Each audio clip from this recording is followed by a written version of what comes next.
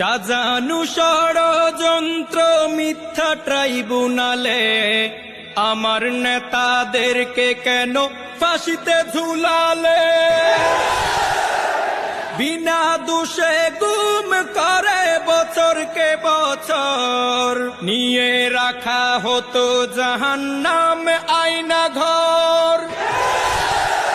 সাইদিকেও হাসপাতালে চিকিৎসা নাম করে হত্যা করে, মরণ ইনজেকশনে পুশ করে। তুমি কেমন জালিম, তুমি কেমন স্বৈরাচার আমার বাংলাদেশের বুকে।